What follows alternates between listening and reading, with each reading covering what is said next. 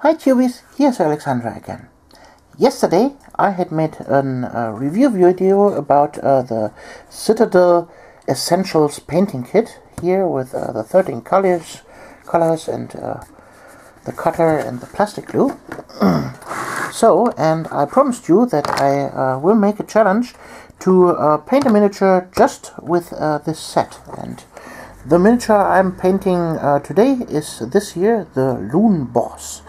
So let's just open him up and start with the job, shall we? So,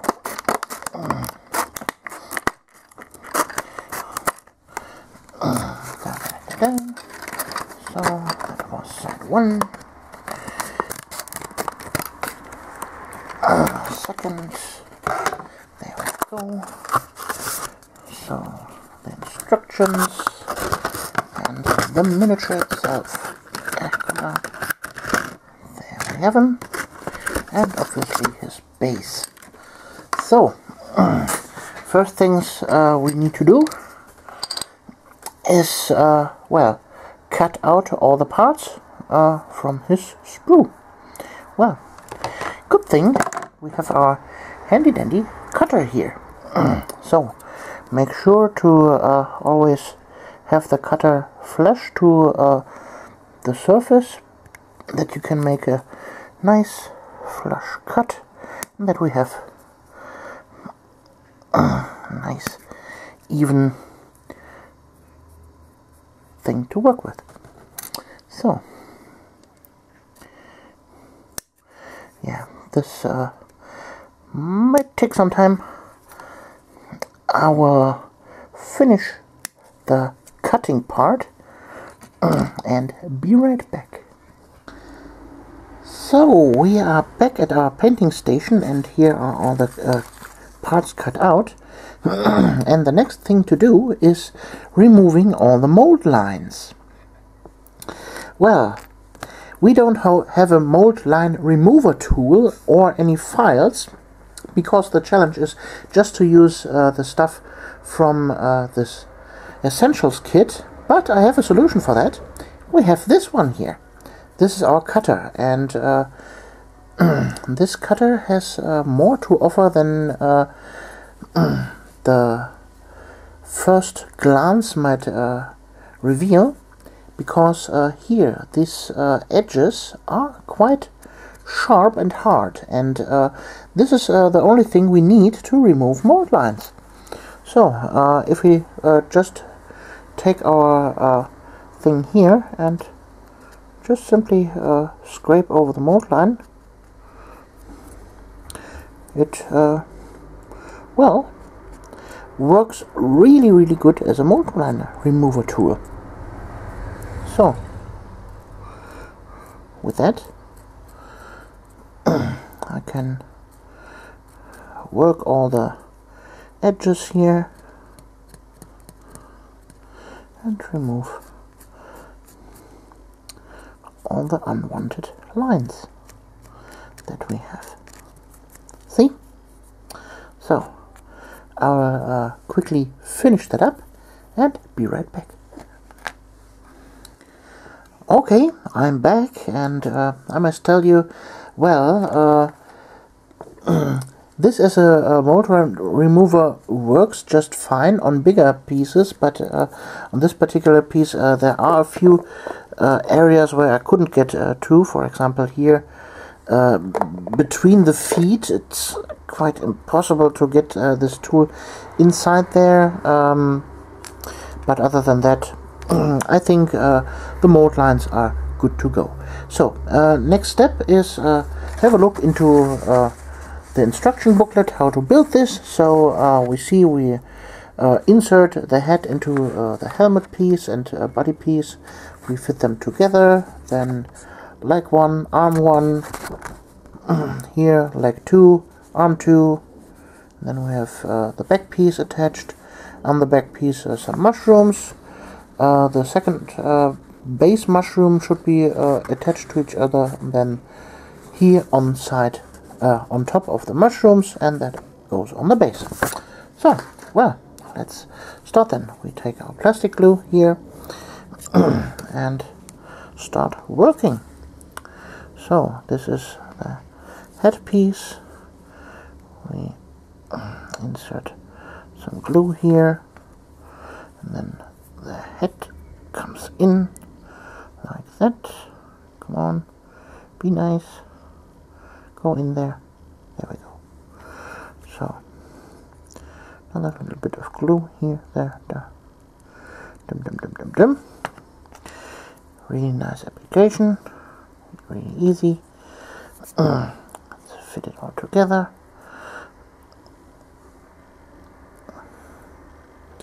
And this is how you glue parts together. I'll be back in a second when he is completely assembled.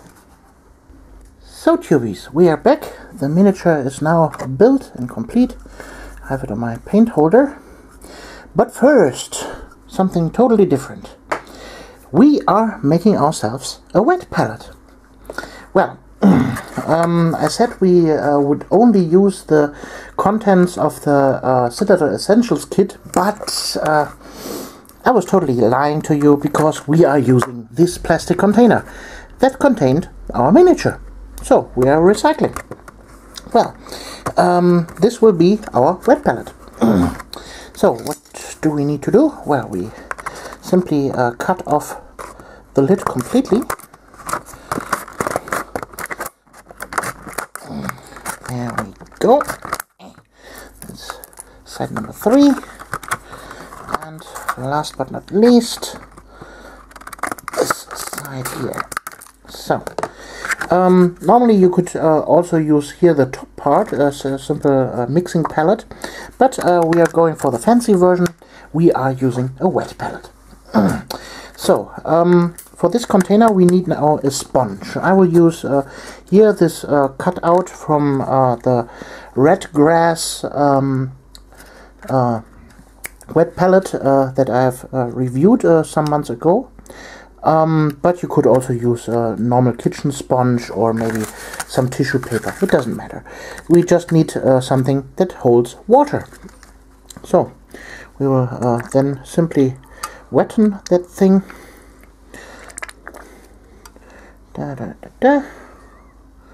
So it can soak really nice here in the water. Come on, soak it up. When it is dry, sponges tend to be a little bit stiff, but we can manage that. Just give it some time and it will eventually soak all the water up. There we go. Yeah, nice sponge. So, next thing is we need baking paper. So, simple, ordinary baking paper you find in your kitchen. So, you will just take a good enough chunk and cut it out.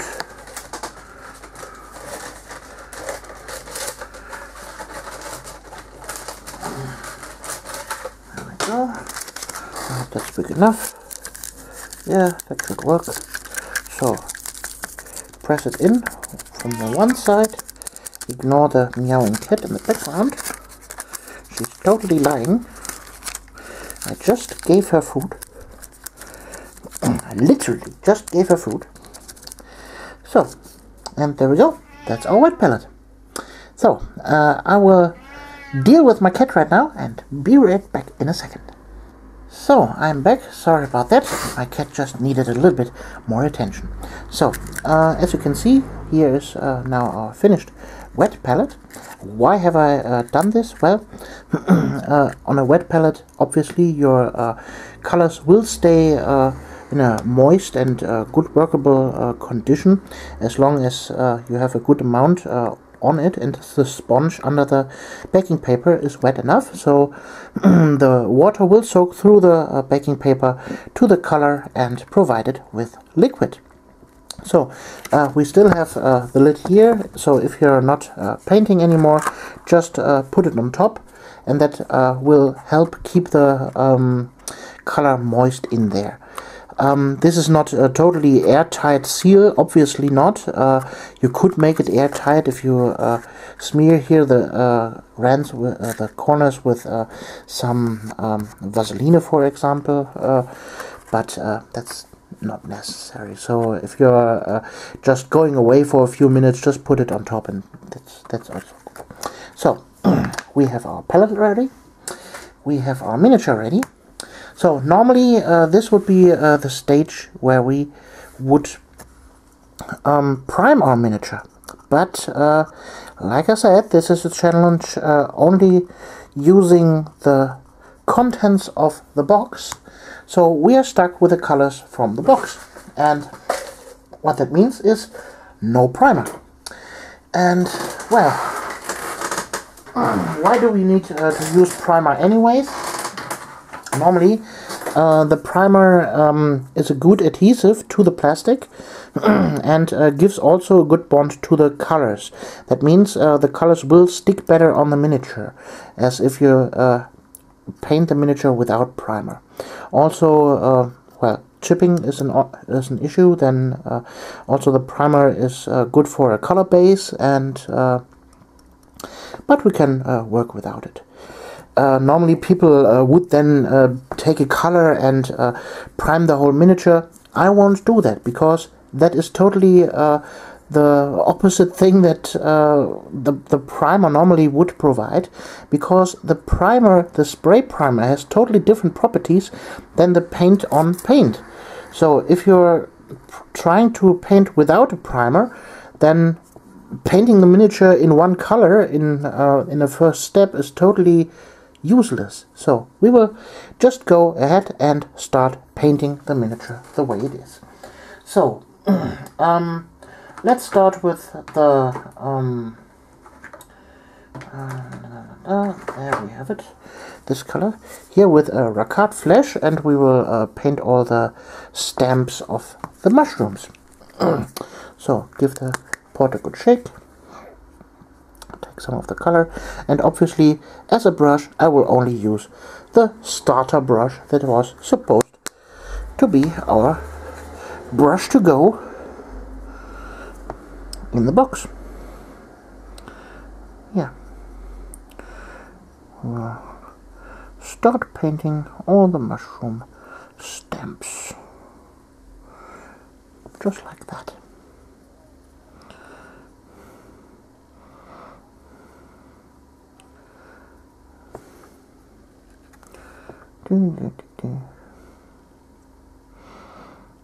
So I will see what good techniques we can totally use with this paints that we have been provided with. So as a wash we only have one. We have one texture paint that we can apply. We will definitely apply that to the base and work with that. If we didn't have a texture paint, I would have the base made with a little different technique. I would have painted the base with a thicker color of coat of paint, dipped it into sand, let that dry a little, and then give it a wash with the Agrax Earthshade, and that way we could have sanded the base anyways, even without white glue. But this is not necessary since we have a texture paint. So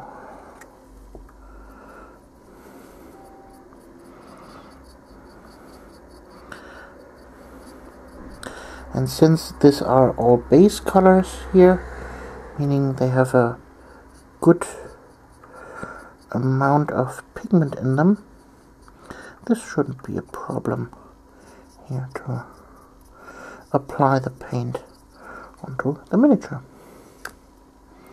You see, it is covering quite well.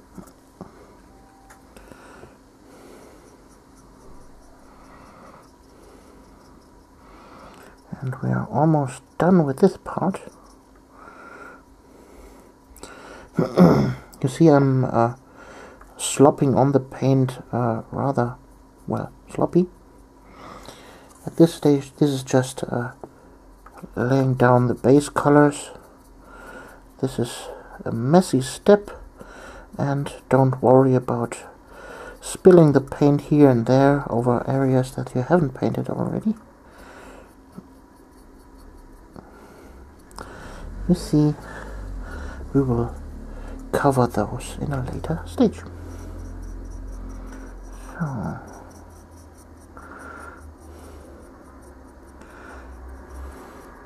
and that is totally fine.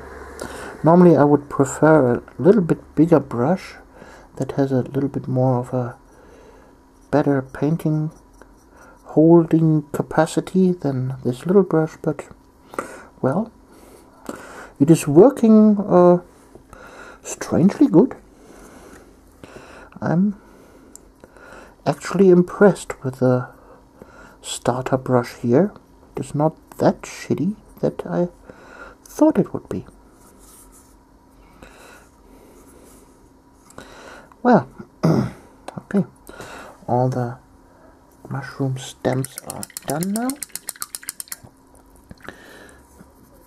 Okay, don't forget to clean out the brush properly.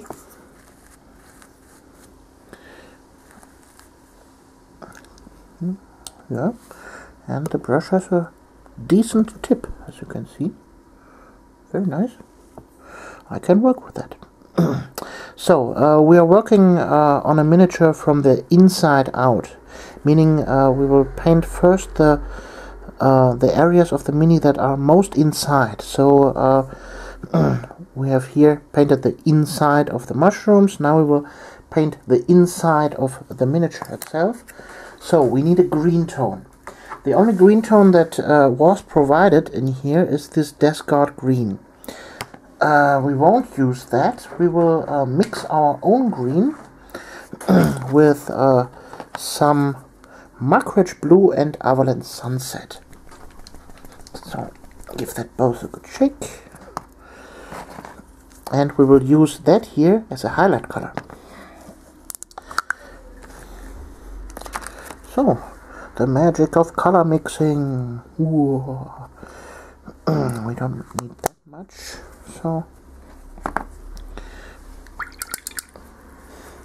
definitely when you are hitting another color with the same brush, wash it properly so we don't get overspill into the other color and contaminate it. So, and now we will see what green we can produce.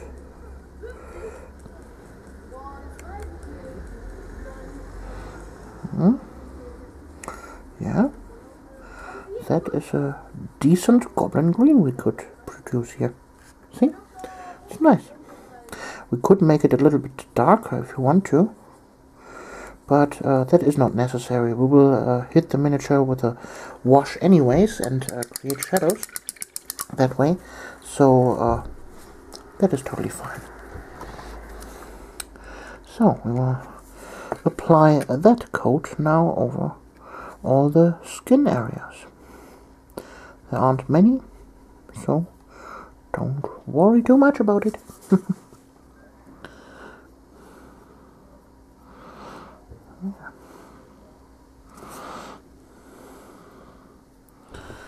There we go.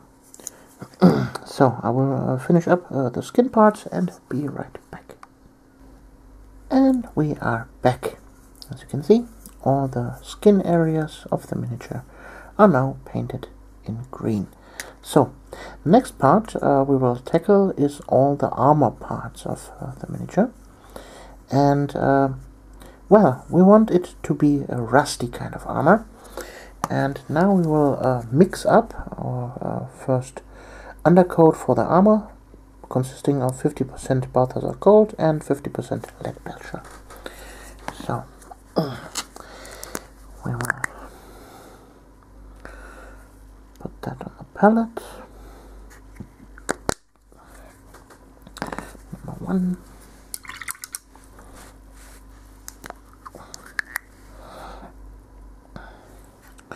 Yeah, opening pots for the first time always. It's a little bit harder, but we can manage.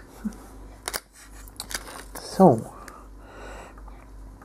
we'll mix that up, and we have a nice light bronze tone that is a good undercoat for rusty armor. So,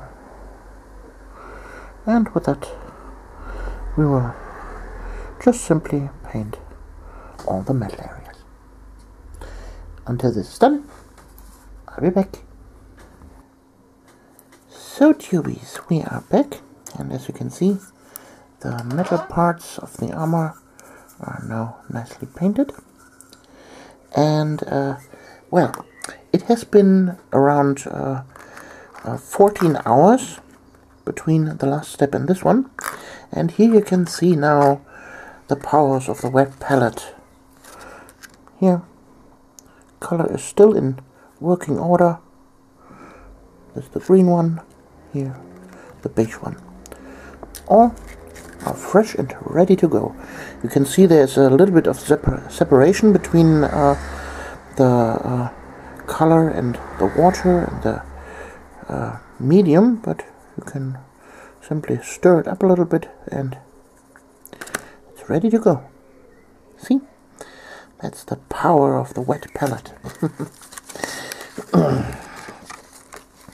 Well, what will we paint next at him? I would say we would paint now here this helmet of his. This will be in yellow, and we'll grab just the Avalanche Sunset.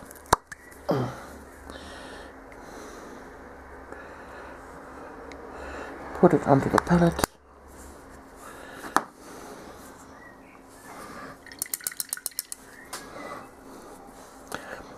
And then we will start to apply it. Easy as that. See? Nothing fancy about it. So, I'll be back in a second. Okay, tubies, there I'm back again after a little short break of about 8 hours. Well, my right eye was acting up a little bit. I have a little bit of a sore eye, and that wasn't nice. But I'm back now. So, we will now start tackling here the mushrooms, and for that we need a few colors. So let's just take them here. We have red, we have blue, then we make a purple out of those two, obviously, and well, we'll see where we can end up with. So let's take the red on the palette for the nice red mushroom there. So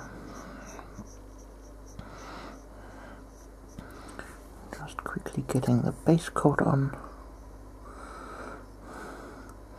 So you might have recognized the stage we are in right now. We are simply blocking out all the main colors on the miniature before we continue with the shadowing step, with the wash step, where we give the entire miniature a good wash with the wash that is provided in the box. Normally I would use maybe 2 or 3 different washes on several separate areas. Oops, there I painted over the mushroom top and hit the lower end. It's hardened already, damn it. In that case, we'll just take the mushroom color that we have left on the palette and simply paint over it. There you go. So, no big deal. And there I had to wipe a second time because a little drop of water was running down here, the metal shaft of the paintbrush, and that can cause quite a problem. If you're painting and out of a sudden this drop decides to bloop go over your brush, then you will flood your miniature with water, and the paint will be dragged along and will cause a big mess, and we don't want to have that happen. So always have a look out for that after you've washed your brush.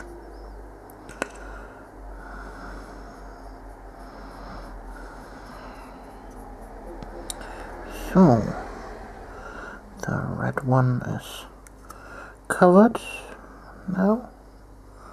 Yeah, come on. A bit overspill here.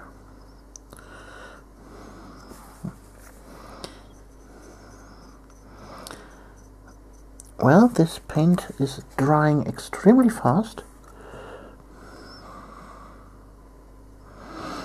so just overpaint it. There we go. So, next up on the list is the blue mushroom.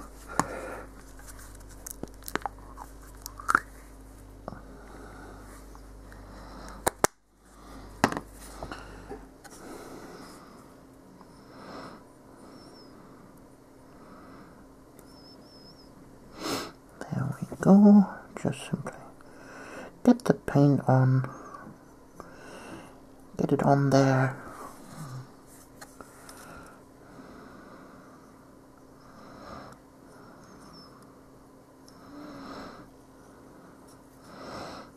You rarely see mushrooms with faces outside of Super Mario, but this one certainly has one.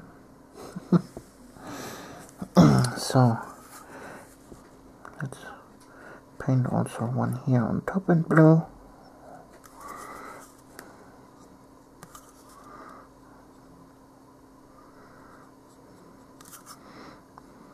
Okay. One also in red.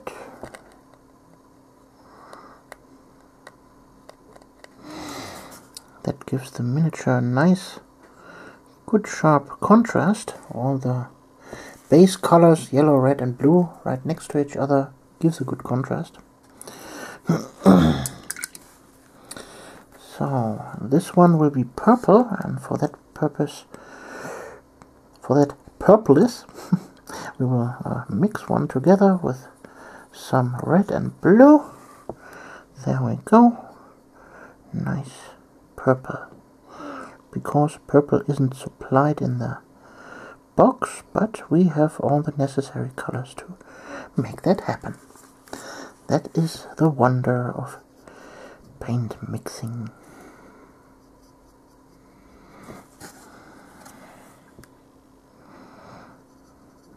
We have already mixed the green, now we have mixed the purple. It's all going according to plan. One mushroom on top, also purple.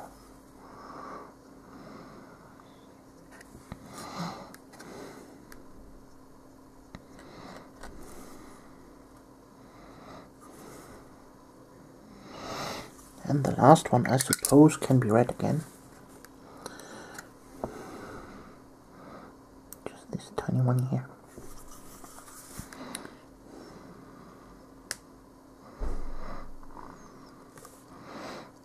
There we go.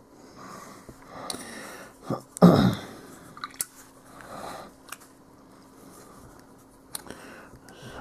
here, let's paint right next to the edge.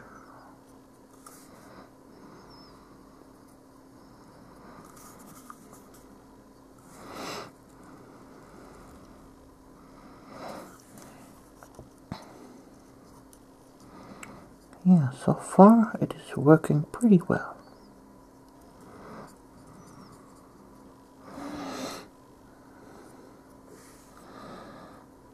Okie dokie. So these little eye stalks here are painted, I guess, in a flesh color. Let's check on the... Oh, it's a pinkish tone. Well, let's let's mix up a pink. So for that we need white and red. So some white.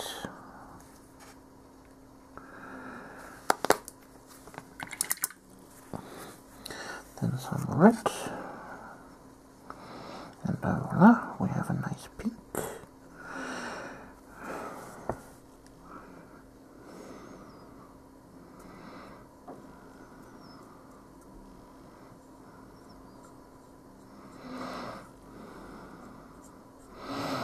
So I'm painting over the eyeball here because I want to hit also here the eyelids, and that way I can achieve that. The eyeball itself will be painted separately later, so we can simply paint over it. That doesn't matter.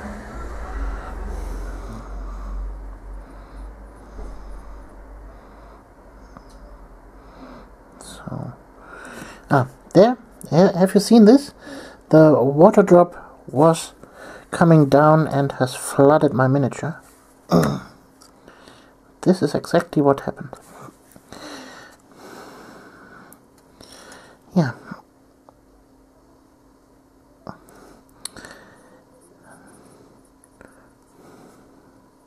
Do how I say, not how I do. And Alexandra, please listen to your own advice.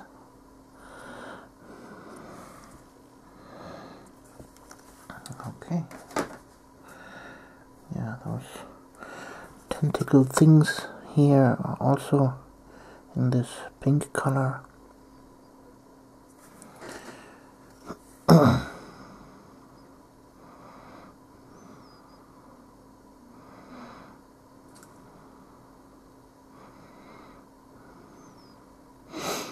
Let's base coat them in that.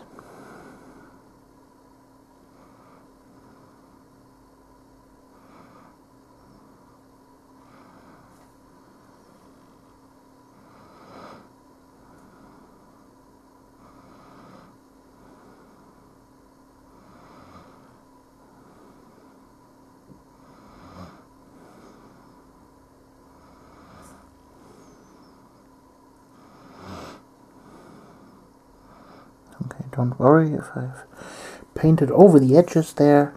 Like I said before, this will be painted later again. So don't worry about it. Don't even worry about it. It doesn't matter.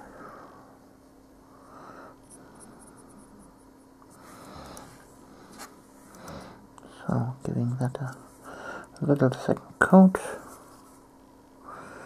There I have missed the front, but we can fix that quickly.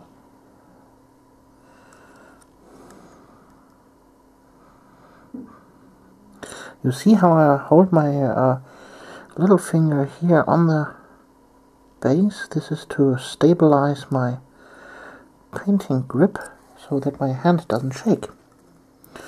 Normally I do that down here, but sometimes you have to go really up there.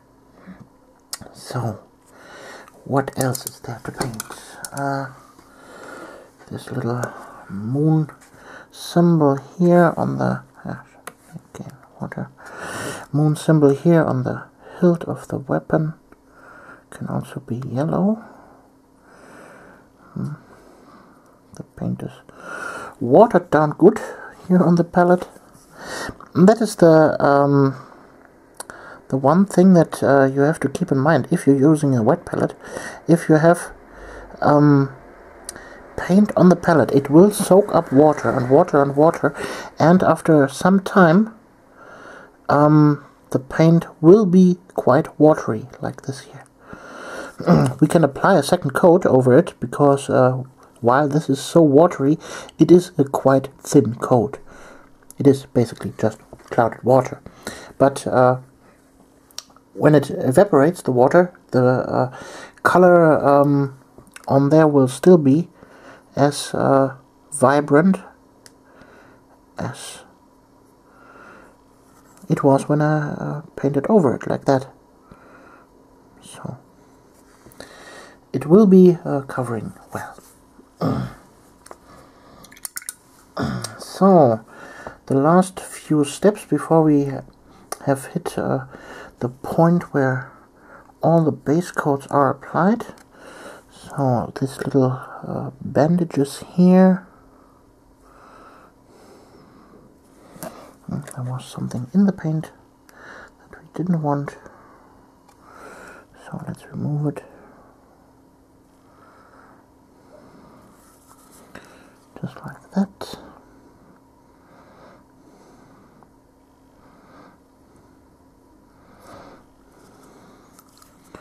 We paint down there, then here, around, here, like that.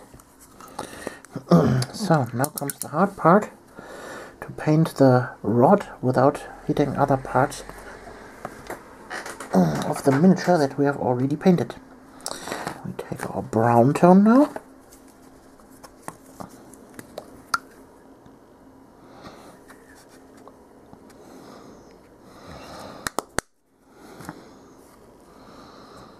So,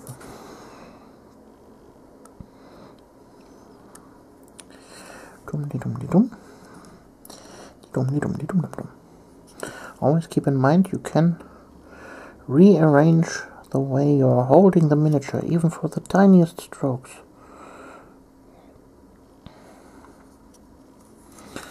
So, for example, here I turn around the holder, then turn it again for a tiny stroke.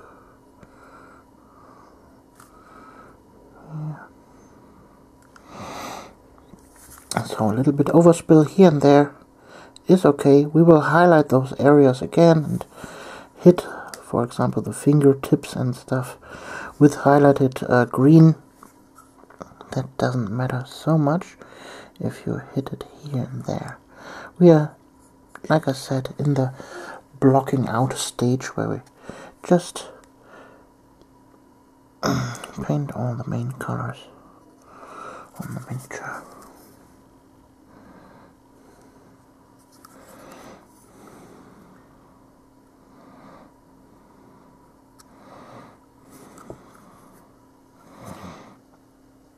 So there's no dangly bit here. Can also be brown.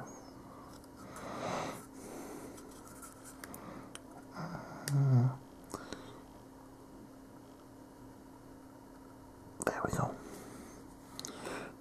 There's another part that's missing.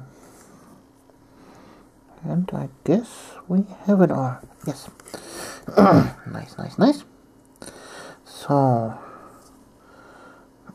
here we have some other mushroom infestation. I will prime that now in brown. We will go over it with different colors later.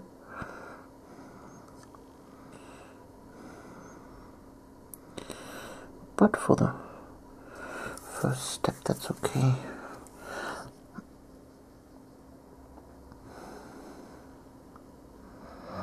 So, this blocking out the colors, the main colors in the first stage, is the longest period. But when you have it done, it's all downhill from there. It's all downhill. It will be easy. So we will quickly paint here the earth areas at the base, avoiding the pink tentacles.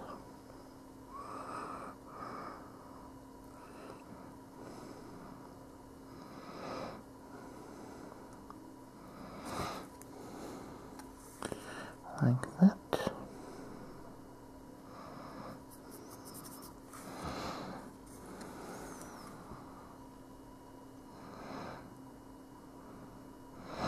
And I must say, for such a cheap synthetic brush, this starter brush is doing well. It is a little bit small for my taste. Normally I paint with bigger brushes.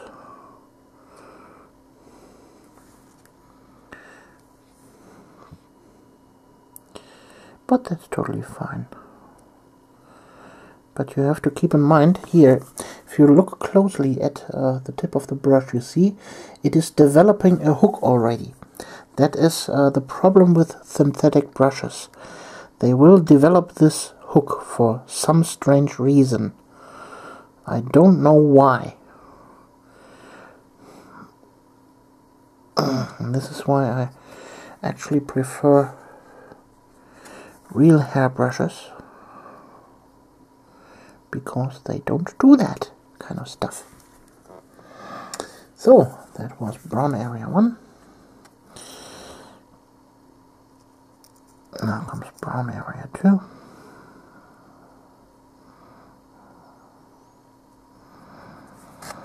But GirlPainting, why didn't you paint the brown area first and then the pink part? Well, it's quite easy, because pink is a color that doesn't cover very well. White and red are not well covering paints, and even those are base paints, but they still don't cover 100%. And over a darker color like brown, this will be a pain in the butt, and we try to avoid that. Because of that, I simply paint around them.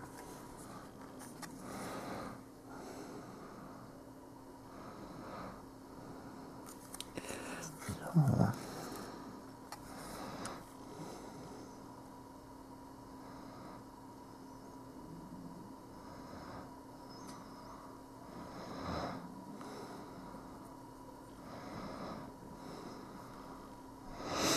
Okay, there we go.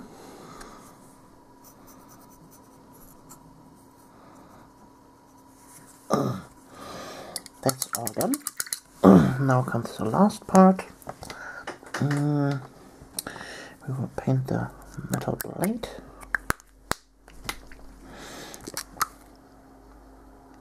With the lead belcher.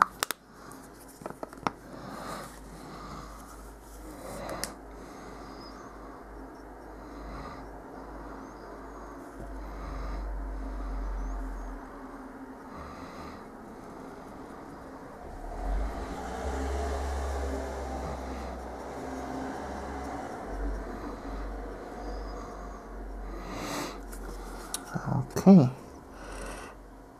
now we have reached the stage 1 of this miniature. It is technically now tabletop ready.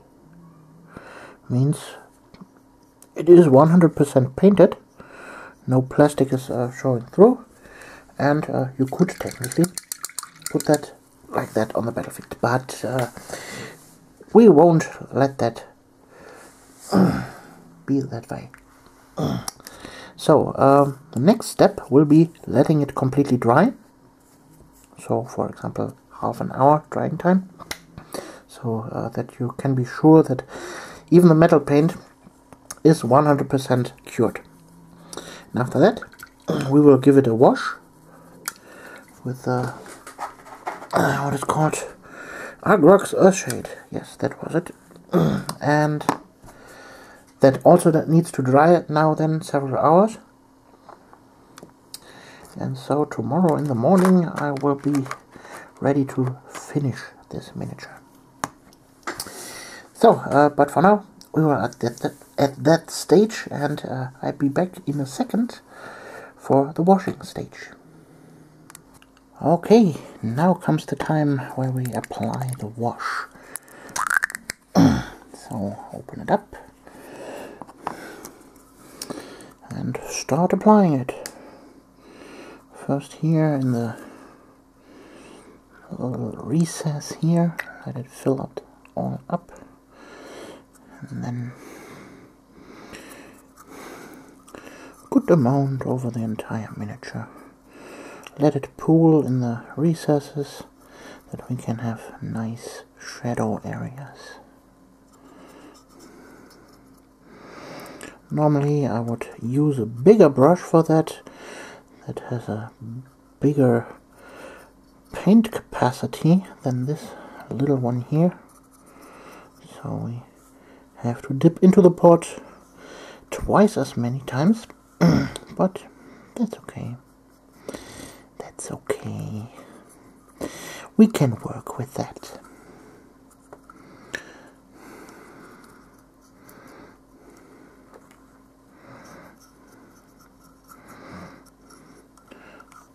But the wash is doing its job properly, applying nice shadows all over the place.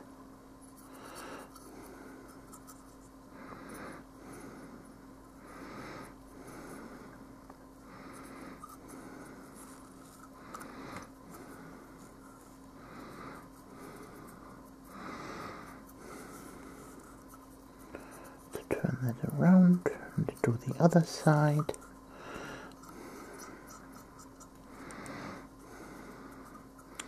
Dum de dum de dum.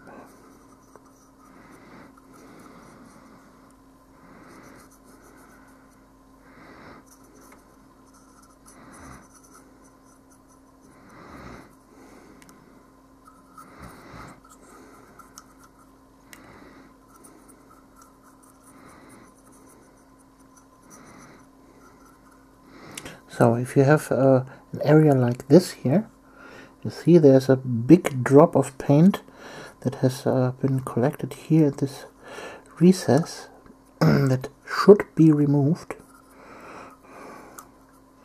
because when it is drying up this will cause a problem, but this little bit would be okay.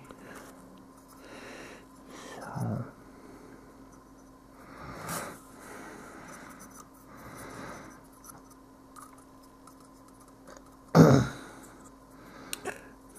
here again, also, this is supposed to be a hole, not a paint blob.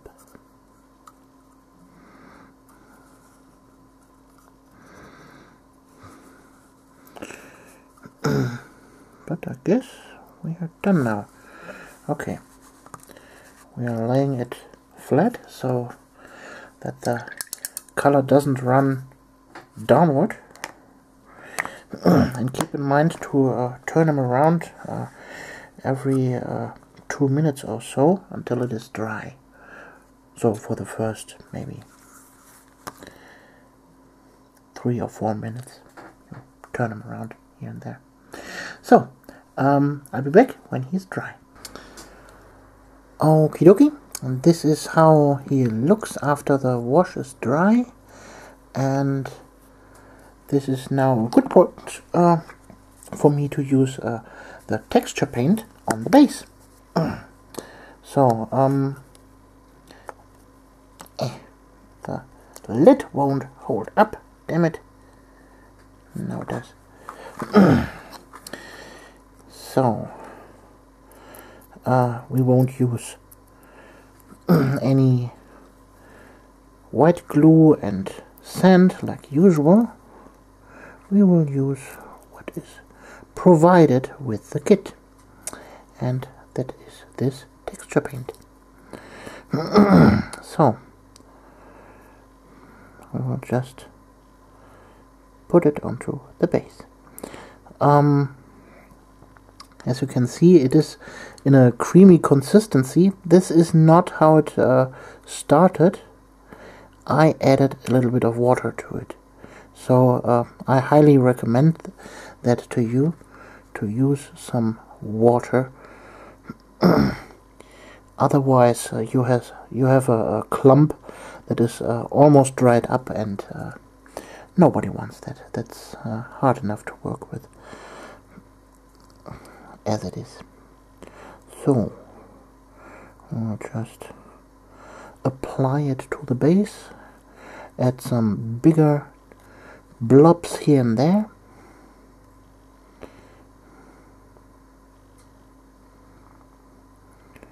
Push it up to the base itself, to the mushroom stand.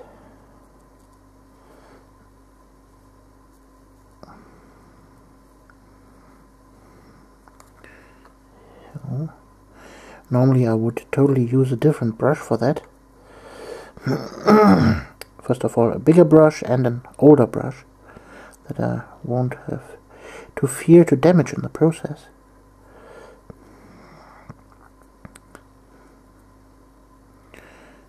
Because I had to scoop up the paint, and well, the paint is now at the metal casing around the bristles, and this is not a good place for color to be. Normally you would avoid that like the plague. So scrape off some excess paint you have still on the brush. We won't lose that. Don't want to lose that. So, and why the lid of the pot doesn't properly stand up is one reason. So, first of all, you see there this little bit of color that is back there. That's the reason that brushes are splitting. So, be sure to properly remove that before you let the brush dry. Otherwise, you will damage the brush in the process.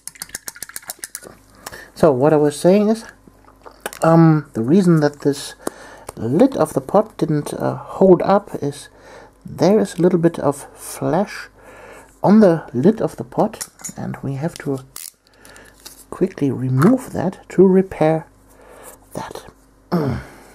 Otherwise, this little handy knot that the pot has wouldn't work properly. And now it does. You see? Ta-da! Repaired. Nice. So, if you have an issue with your pot, you know how to fix it now. So, this needs to dry now. Good thing it is during the night right now. So, in the morning, this will be dry and ready to go. Be right back.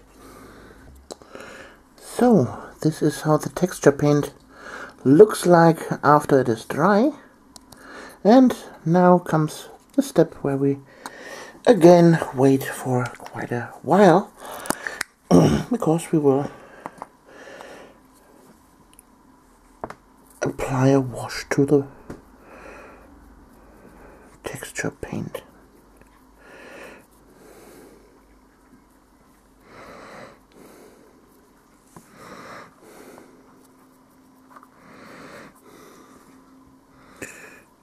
So,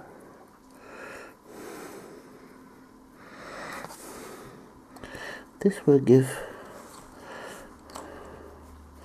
the ground enough three-dimensionality to be nice. So, let's wait until this is dry again, shall we? So, tubies, after another 12 hours of rest, it's time to give him some highlights. So, let's first start with the armor. So, we take our silver here and apply it to our little palette. And now we will start a dry brush a little bit and give it back this metal color that we are missing all the time right now.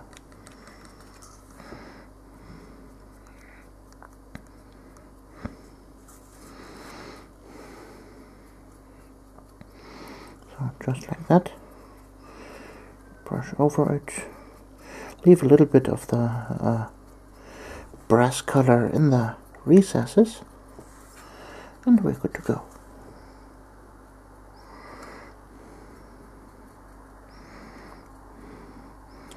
So I will finish that quickly and be right back. Okay, the silver is done. Now it's time for a little bit other dry brush. We will start with a face plate with some of the yellow. I'm using new colors for that, because, like I said previously, the wet palette has absorbed most of the water from below, and that way the color is too liquid to be good for dry brushing. So, but with a little bit new paint, this is all not a big deal. So, and with a dry brush we will get all the nuances of this beaten helmet with all the dents in it. Yeah. That's also the reason why you normally don't pre-thin your paints in your paint pots, because sometimes you need a little bit thicker paint for a task like that.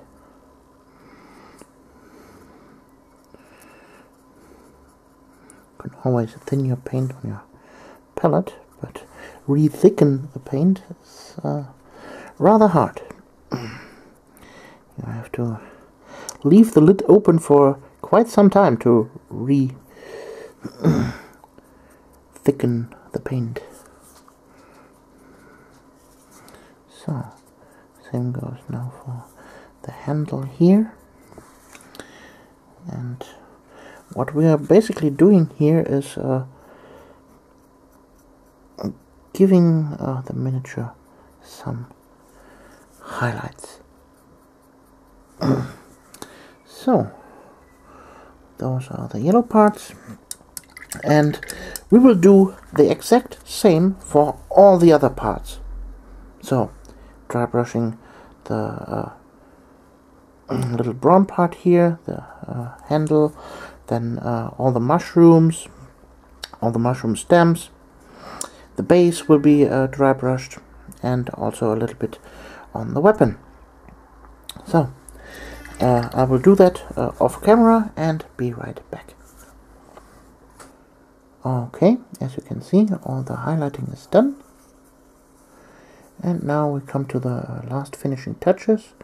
Here, the white dots on the mushroom and some rust. So, for the white dots, we obviously take some white.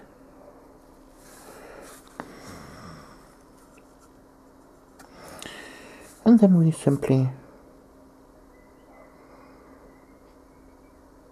dirt out all the little dots we have here on the mushroom. It's quite easy to do. Just like that.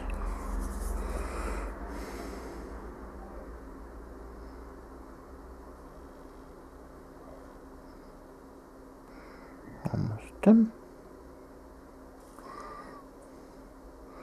This one, and one is hiding under his feet. Okay, there we go. Then we paint maybe a few little dots on those ones here.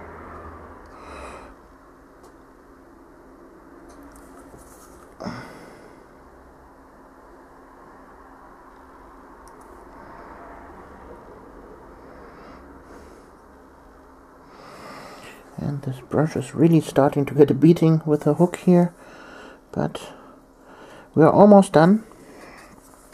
So obviously here the eyes of this strange creature that is lurking here. Okay, there we go.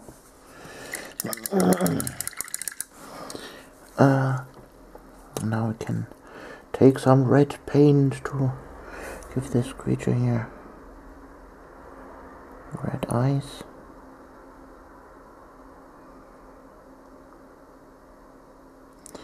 There we go. This one a little bit out of bounds. Okay.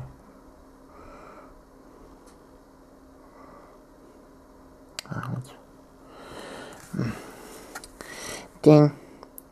Let's give him complete red eyes. Okay. I messed up. Yeah, painting with this hook on the brush is really terrible. Really terrible. And I'm trying to bend them back as good as I can, but no good use. So we need some black now for the eye dots. Let's take that. So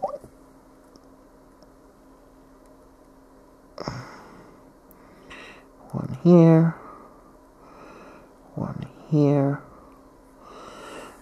Okay, that's good enough. Yeah. So now for some rust, we take some yellow and put it into the red until we get a nice orange.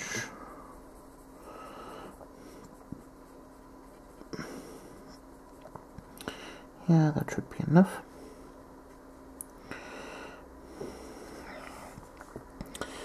And that we will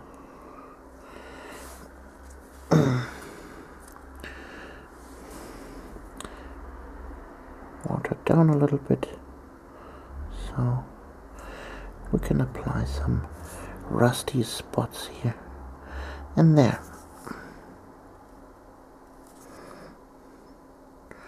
Don't overdo it, just here and there. That's then totally fine.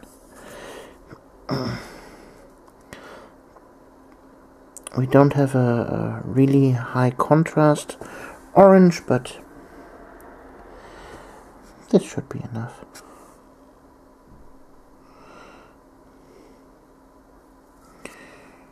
Okay, there we go. And the miniature is done. Now what that's left to do is paint the edge of the base. And there's another message on my cell phone. I get this a lot today, but never mind. So, dum-de-dum-de-dum. There we go. Everything painted up. So, challenge complete. Painting an entire miniature just with a Warhammer Essentials paint kit, or Citadel Essentials paint kit. I hope you liked this little tutorial, and well, we see us in the next video. You're Alexandra.